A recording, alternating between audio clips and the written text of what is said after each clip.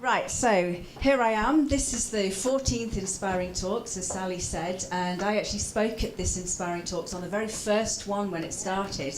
And that was a pretty traumatic event for me to tell most of my story. And I did that because 3 weeks after I was going to be performing in the Fringe. So I was telling them in words what I was doing, and then 3 weeks later I was showing them in theatre and song. But now I'm back here and I've stepped in because Sally messaged me and said, would you like to speak? And if you do, what are you going to speak on? And the first word that popped into my head was resilience. Because a year and a half ago I thought I knew what bravery was, but another year and a half on I've really understood the concept of resilience and bravery. So I'm just going to talk a little bit about that and the way that it relates to the concept of creativity and why the two go together. So I'm going to start by asking you, how do you bounce back? How do you do it? Is it a moment of self-talk that you have with yourself? Do you go off and have a little treat or a massage? Or do you go off into denial and push it all down and go, that's not to be dealing with now. We're not seeing that. I'm just going to bounce back and I'm just going to be who I'm going to be my persona in my everyday world, and everything's going to be fine and I'm just going to look fine. Is that what you do? Second question then is, how do you know when you're back? Is it because somebody else tells you? Is it because you've got a way of looking at yourself in the mirror when you're happy with yourself? Is it because you choose a colour that you always wear when you're feeling really great? How do you do it? How do you know when you're back? And the third question is, and one that I've really been thinking through, and that is, who are you bouncing back for? Are you bouncing back to satisfy the needs of somebody else? Or are you bouncing back because of your own needs? And the answers to all of these three questions are what's created huge shifts for me in the way that I choose to live my life. And that is part of the title of my talk, about choosing to live. So who am I? I'm Vikki. Sally's already said I'm a writer and a theatre director. I'm also a drama teacher for 16 years. I've also been an actor for over 30 years.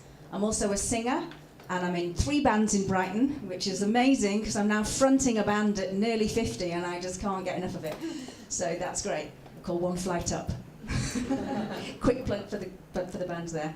Yeah, so that's me. And really what I am is a really fierce, like she said, mental health advocate, because my own mental health journey has really seen me go through depression and anxiety and dealing with all the symptomology and belief systems around complex post-traumatic stress disorder. So I really want to share the fact that everything that you have within you is already there if you want to support yourself for your own emotional well-being. And if there's nothing else that you take away from tonight, it's that do not give that power away to anybody else. And that's what I really want to share. And what I want to do is align that with creativity and why that can be an absolutely amazing life tool for you to be able to support your own emotional well-being. And because the title of the talk is about resilience, I really want to cover why creativity and resilience go together. And why, if you want to build your resilience, using your creativity is absolutely fundamental to that.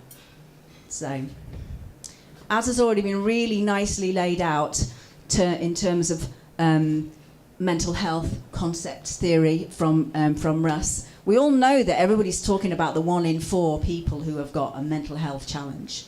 It's everywhere, all over social media, all in the social debate. Because it's about reducing the stigma now. Everybody wants to talk about that, and everybody wants to be able to reduce that stigma and bring it out of the shadows. But why do we really need to be mentally healthy? Because it affects everything we feel, everything we do, every choice we make, every way that we relate with each other. And all of those things that we do on a daily basis, even in the smallest sense, can have the hugest consequences, depending on what mood you're in when you make those decisions. So, okay, defining resilience. What it says here is it's the capacity to recover really quickly after difficulties. But is it just about recovering really quickly? Or is it about recovering over a long period with a steady daily habit where you know that there is a light somewhere inside, and you know that that is going to come out at some point, and all you're doing is just feeding that seed to make sure that actually when you do bounce back, it's a bounce back in your own truth and it's for you. And creativity then is the ability to think in a non-linear way, in a way that shows that there is absolute elasticity within the brain and within ideas and within experiences and the ways to express. And those two really go together, because creativity, really, there are no new ideas, but what there is a reshaping of the materials that we already have. And with resilience, that's also a reshaping of a way that we can approach a problem. So the two are very, very similar, and they feed off each other. And Brené Brown says that creativity is an absolute ultimate tool for integration. And integration is the bringing together of all of the parts of yourself, your feelings, your emotions, your thoughts, your behaviors, and landing inside yourself in the moment during the creative process. And she says, it's not about just having a thought, it's about bringing that knowing from the head and into the heart. And if you can bring that knowing from the head into the heart by doing something in a creative process, then you go from knowing it to living it. And when you can live it, you can take action on it. And that's how it can move you forward. So, where am I? Old school notes, handwritten, ex-teacher. So why am I telling you all of this? Well, because I have my own story of resilience to tell you. Because one of the fundamental things about mental health is that even on a daily basis, you can bounce back from the smallest things. But to bounce back from the most serious point at which you might decide whether or not you want to choose to live or not, that's a real testament to what resilience can actually offer you. So when I was a child, I had to hold a space for a mother who was suicidal. And I was ill-equipped for the job because clearly I was far too young, and that was not a job for a 5-year-old. But I had to create a space where she had to be happy, and we all had to walk on eggshells. And so all of my energy was about her, and none of it was about me.